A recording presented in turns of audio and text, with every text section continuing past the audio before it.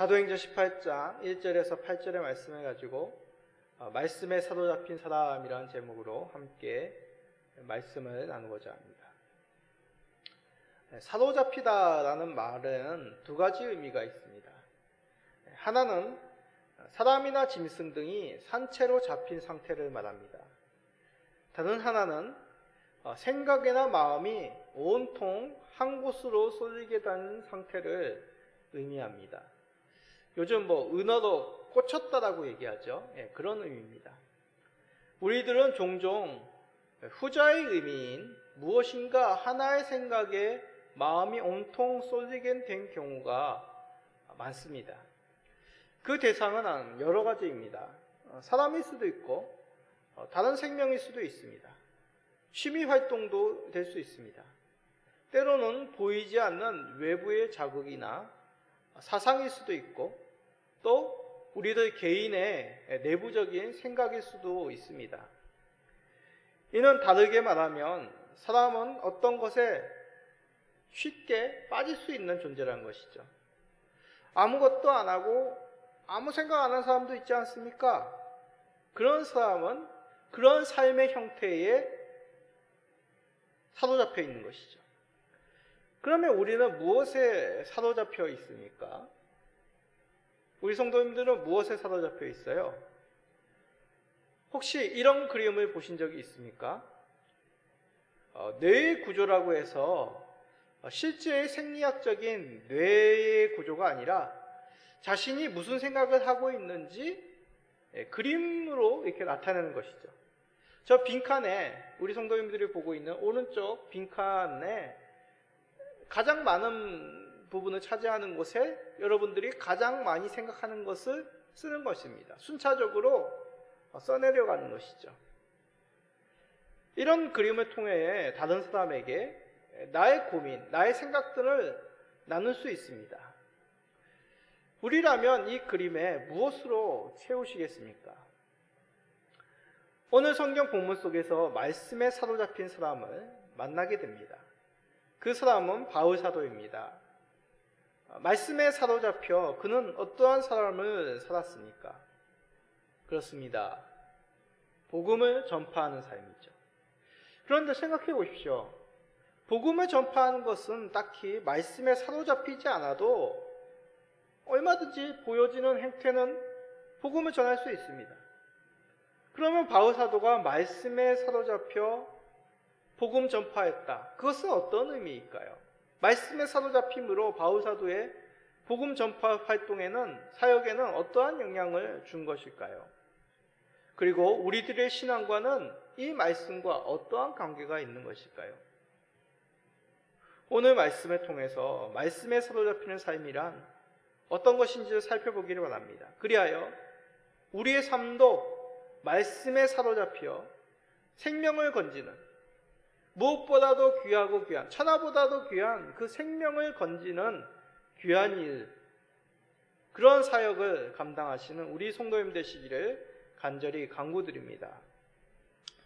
자, 바울 사도의 말씀에 사로잡힌 삶.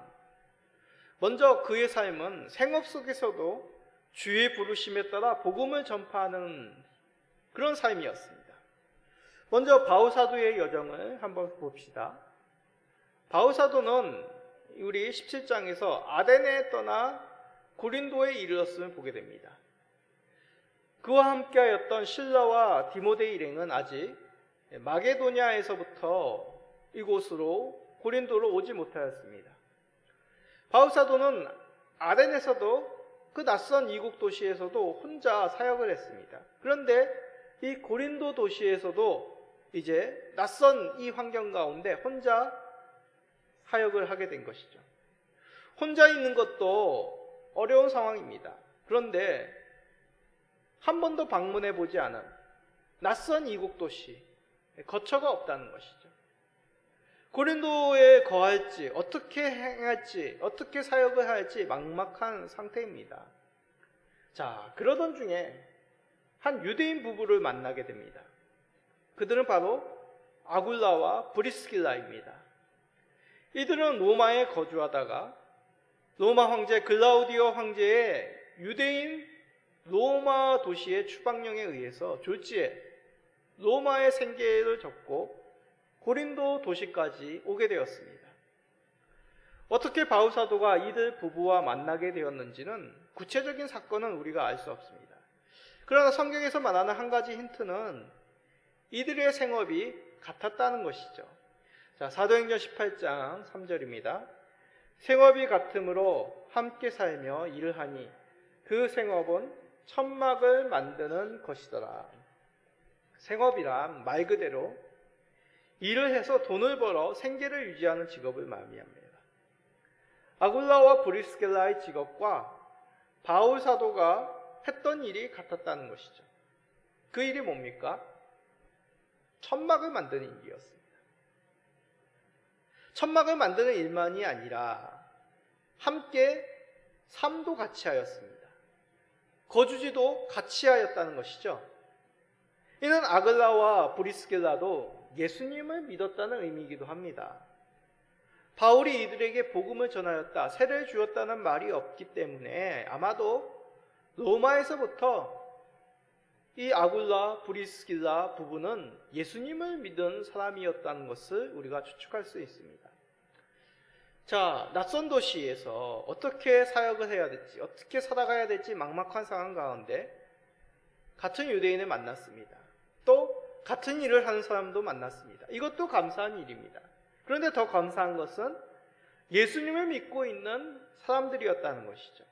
그러기에 이들과 더 같이 하여 함께 삶을 나누고 함께 복음을 전파할 수 있는 그러한 큰 감사의 제목을 얻었다는 뜻입니다. 이 의미를 저의 경험을 통해서 한번 설명하겠습니다. 저는 결혼 전까지 대학생, 일반 대학원생 내내 자취와 하숙 생활을 하였습니다. 이런 생활에서 중요한 것 중에 하나가 뭘까요? 생활비입니다. 그 가운데 가장 많은 비중을 차지하는 것이 방세죠. 생활비를 절약한다는 것은 곧 방세를 절약해야 되는 것입니다. 어떻게 방세를 절약할 수 있을까요? 그 중에 한 방법이 친구와 같이 방을 쓰는 것입니다. 그런데 밖에서 친구를 만나는 것과 같이 살며 공간을 같이 쓴다는 것은 또 다른 문제입니다. 많은 것을 공유해야 되고 서로의 삶을 존중하고 배려해야 됩니다. 그 당시에는 지금처럼 원룸이란 것이 없었습니다. 방 하나 작은 공간, 그것이 하숙생, 자취생의 공간이죠. 여간 친구와 마음이 맞지 않으면 사는 것이 쉽지가 않았습니다. 라이프 스타일이 비슷해야 되는 것이죠. 근데 평소에는 생각지 못한 그런 문제가 같이 쓰는 친구와 있었습니다. 바로 종교의 문제였습니다. 기독교가 아닌 친구의 입장에서는 제가 성경을 본다든지 찬송을 듣는다든지 찬송을 부른다든지 하는 것은 무척이나 껄끄러운 것이었습니다. 저희 입장에서도 껄끄러운 것이 있죠. 친구가 술을 먹고 늦게 들어온다든지 또 담배를 핀다든지 음담패설을 한다든지 또 거친 욕을 쓴다든지 그런 것도 저는 참 껄끄러운 것이었습니다. 무엇보다도 저를 힘들게 했던 것은 저도 사람인지라 화를 낼 수도 있고 잘못을 저지를 수도 있죠. 그런데 안 믿는 친구는 그것을 종종 종교와 연관시켜 저를 비난하는 그런 장난이죠. 장난이며 그렇지만 굉장히 저희 입장에서는 죄책감이 느끼는 것이었습니다. 야, 너 교회 다니는 사람이 그러면 안 되지. 저도 알죠. 근데 사람이죠. 실수도 하고 잘못도 저지릅니다. 저는 그때에 돼서야 종교가 다른 사람과 같이 산다는 것은 쉬운 일이 아님을 피부로 느꼈습니다. 이 뜻은 종교가 없는 사람과 같이 사는 것 힘들다면 복음을 전한다는 것은 더 힘든 일이라는 의미입니다. 아니, 바로 곁에 사람에게도 복음을 전함이 어렵고 이렇게 필요한데 다른 누군가를 찾아가서 애써서 거부하는 자에게 복음을 들려준다? 이것은 정말 쉽지 않은 일인 것이죠. 그런 의미 속에서 생업이 같고 예수님을 믿는 사람을 만나 낯선 도시에서 같이 지내며 같이 하나님을 경배한다는 것은 큰 은혜입니다. 그러나 바울 사도는 이러한 은혜를 단지 개인적인 은혜로 그냥 누리는 것으로 그치지 않았습니다. 평일에는 생업에 힘썼고 안식일에는 회당에 나가 회당에 나온 사람들에게 복음을 전한 것입니다. 자, 사도행전 18장 4절입니다. 안식일마다 바울이 회당 내서 강론하고 유대인과 헬라인을 권면하니라. 그렇습니다. 바울 사도는 말씀에 사로잡힘으로 낯선 도시에 홀로 있는 환경에서 함께 삶을 나누었습니다. 그리고 함께 격려하며 믿음을 세울 동역자들과 함께한 것이죠. 바울 사도는 헬라어와 헬라 문화에 아주 익숙한 사람이었습니다.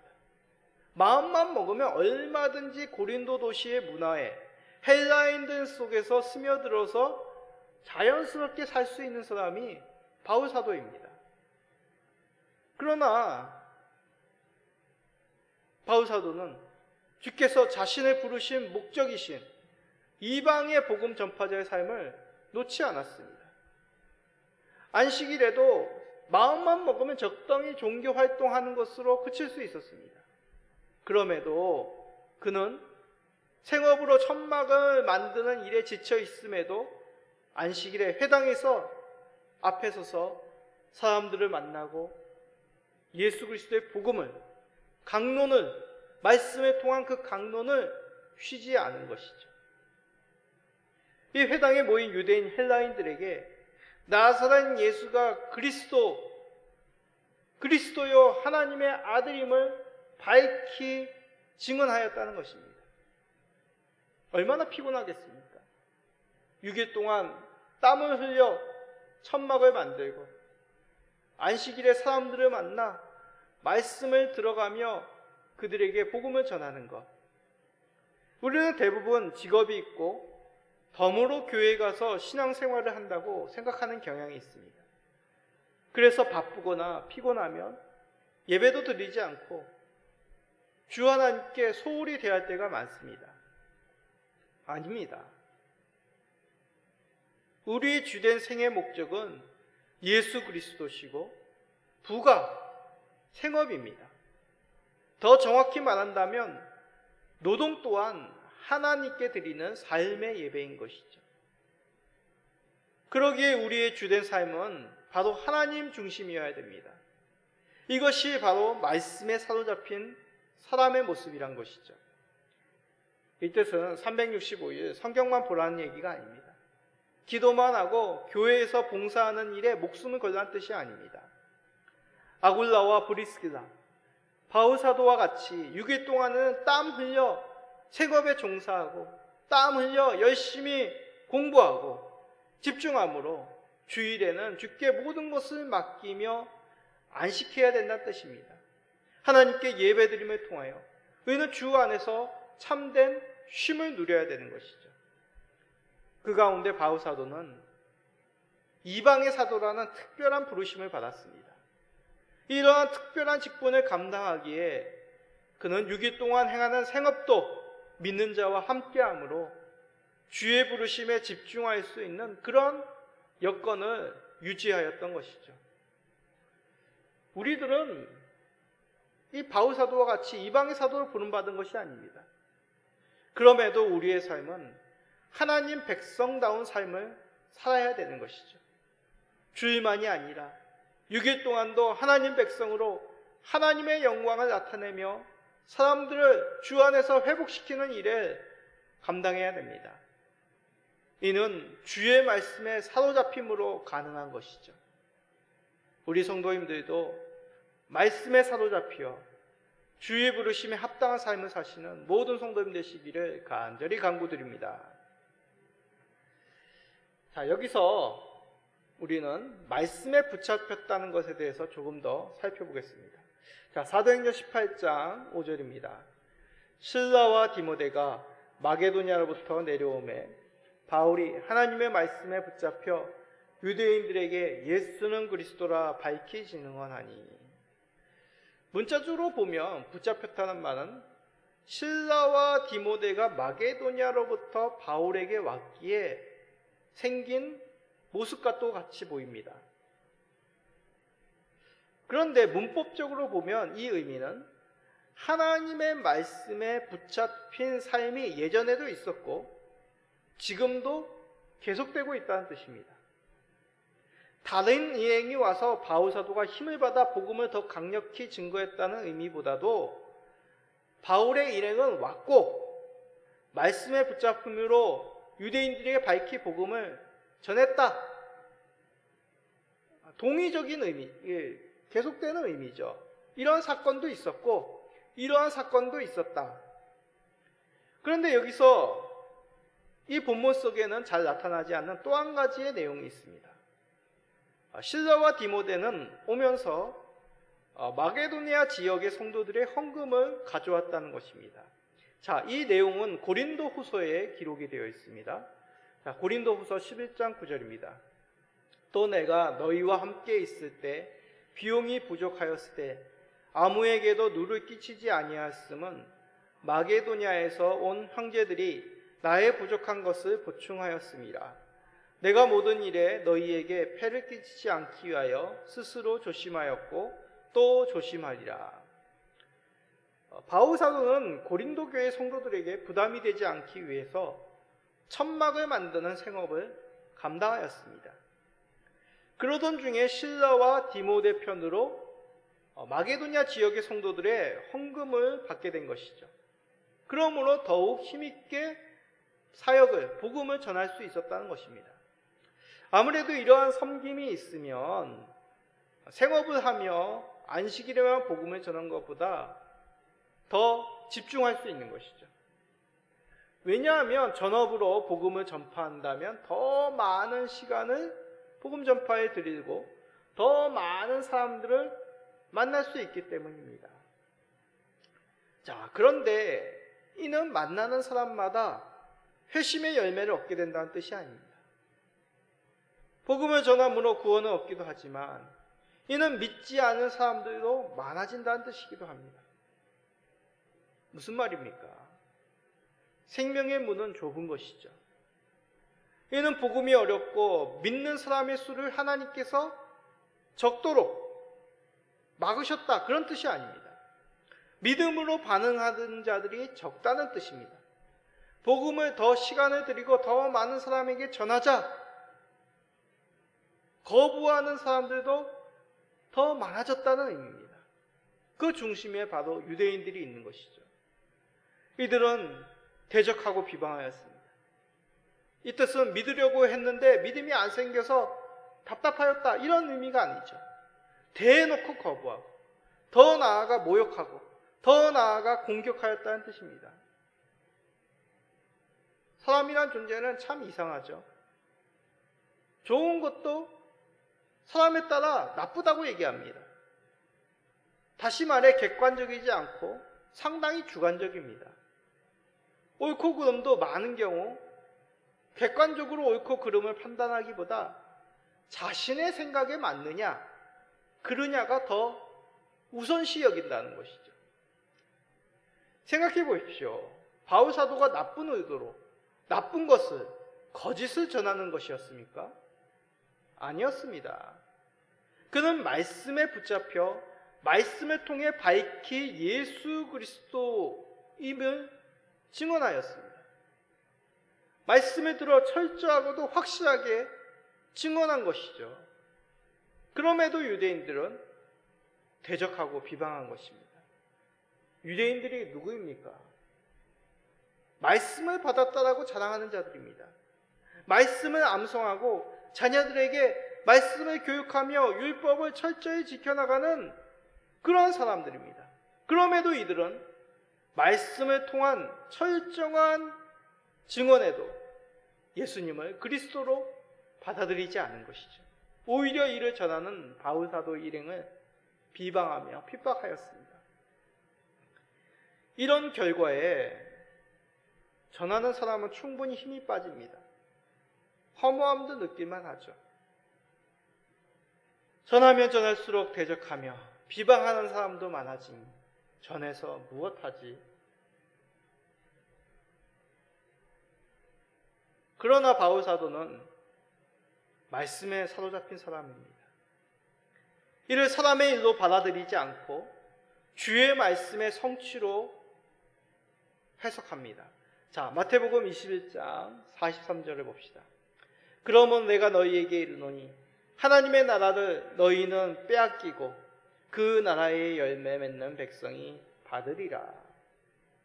이 말씀은 예수님의 비유 중에 악한 농부들의 비유에 대한 말씀입니다. 그 말씀하신 후에 예수님께서 하신 말씀이죠. 이 말씀의 뜻은 이스라엘이 예수님을 영접치 않으므로 그 은혜가 이방인에게 전해졌다는 뜻입니다. 바울 사도는 유대인들의 복음을 거부함을 어떤 인간적인 실망함으로 받아들이지 않았습니다.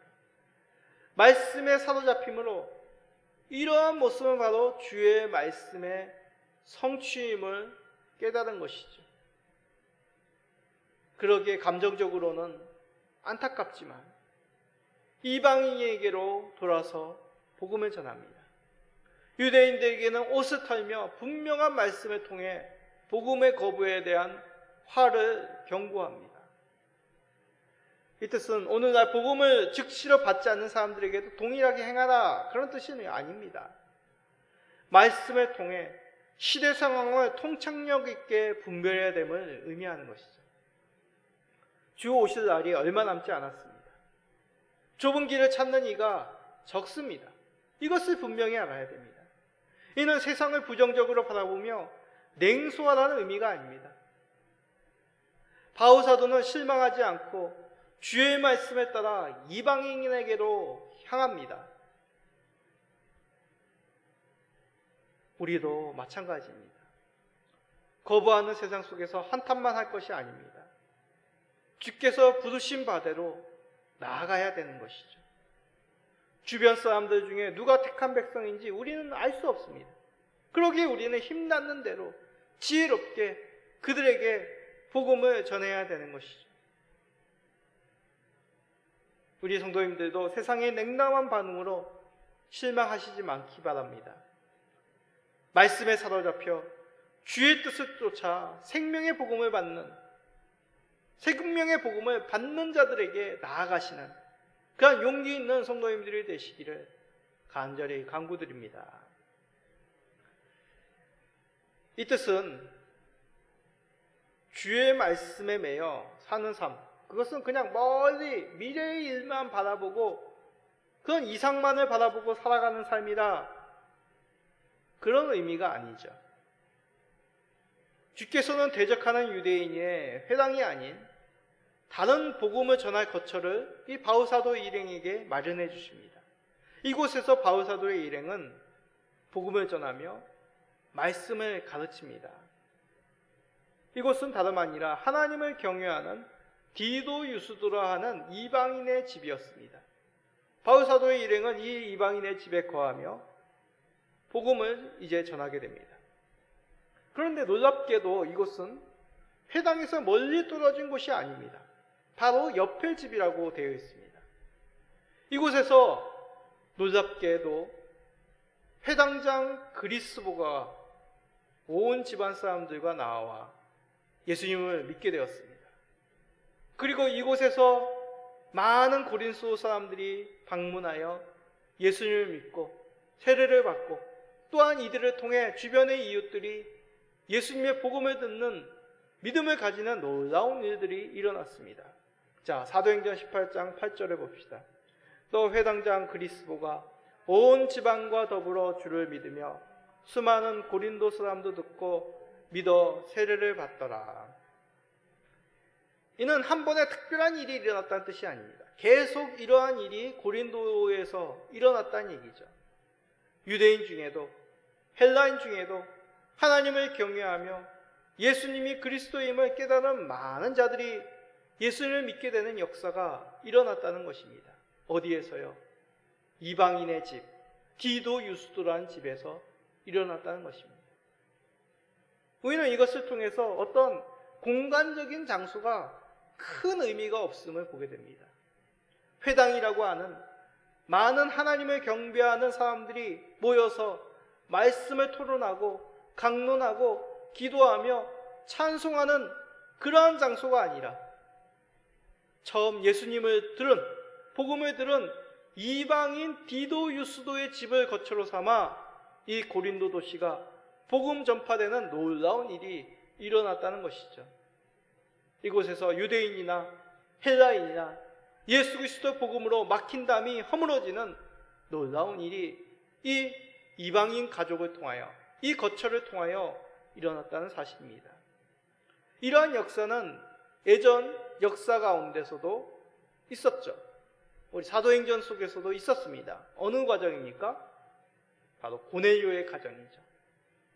베드로를 통해 이방인 고넬료 가정에 예수님을 믿게 되고 그 주변인들이 함께 나와 세례를 받고 하나님 앞에 찬송하는 그 놀라운 일을 우리가 먼저 살펴보았습니다.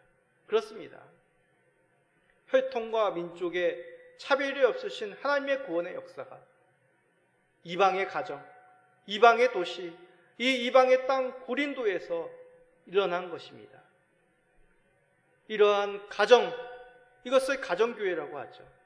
가정교회를 통한 복음 전파가 이 상업의 도시, 우상의 도시 고린도에서 일어나 결국 주께서 말씀하신 그 말씀, 온 유대와 사마리아와 땅끝까지 이르러 주의 제자들이, 주의 나라가 생겨남을 보게 됩니다. 그렇습니다. 말씀에 붙들려 주의 몸 되신 교회를 세우는 삶이란 바로 이런 것이죠. 비록 장소가 생각하는 것과 다르고 우리와 언어가 다르고 우리와 삶이 다를지라도 예수 그리스도의 안에서 막힌 담이 허물어져 개인의 신앙의 차원이 아니라 하나님 나라를 세우는 귀한 일에 합력하여 선을 이루게 하십니다.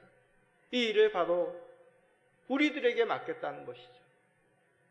거룩한 자부심을 가지고 주의 말씀에 사로잡혀 교회를 세워나가시는 우리 모든 성도님 되시기를 간절히 간구드립니다. 우리는 오늘 말씀을 통해 주의 말씀에 사로잡힌 사람에 대해서 살펴보았습니다. 생업 속에서도 주의 부르심을 잊지 않고 주의 이름을 자랑하는 삶이었습니다.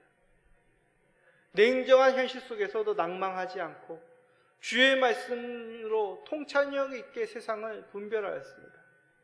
그러므로 주의 몸을 세워 주의 나라를 확장함에 합력하여 선을 이루는 귀한 헌신을 하였습니다. 우리라고 그것을 못하겠습니까?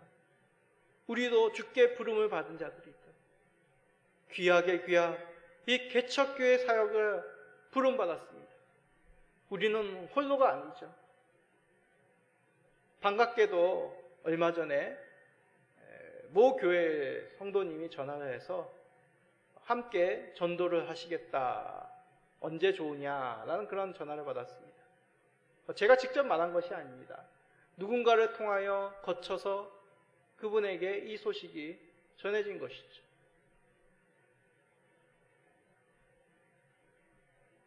그분들이 큰 어떤 놀라운 일, 어떤 이벤트, 놀라운 이벤트를 준비하는 것이 아닙니다. 하나님의 부르신 바대로, 주신 달란트대로 생업이 있지만 그 가운데서 시간을 내어 함께 그리스도의 복음을 전하는 것이죠. 그렇습니다. 아굴라와 브리스길라가 함께하였고 또 마게도냐의 성도들로 말미암아 헌금이 바울에게 전달되어 전적으로 예수 그리스도의 복음을 전한 그 바울의 사도의 사역이 오늘날 우리들에게도 비슷한 모습으로, 아니 동일한 모습으로 허락되어지고 있다는 것입니다. 그렇게 낭망치 아니하며 주의 말씀에 붙들려 사시기 바랍니다. 그러므로 이 땅 예수 그리스도를 알지 못하는, 거부하는 사람들에게 그 이름으로 하나님 나라, 생명의 영광을 전하시는 모든 성도님 되시기를 예수 그리스도의 이름으로 간절히 축복드립니다. 아멘.